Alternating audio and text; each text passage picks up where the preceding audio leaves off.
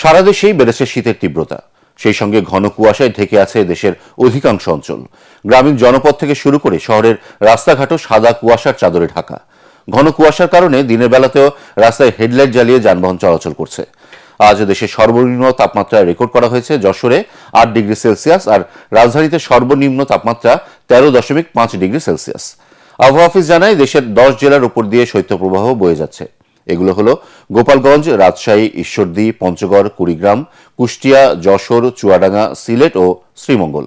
আবহাওয়াবিদ doctor Abul Kalam Mallick জানান, রোববার থেকে দিন ও রাতের তাপমাত্রার পার্থক্য কমে গিয়ে সারা দেশেই শীতের তীব্রতা আরও বাড়বে।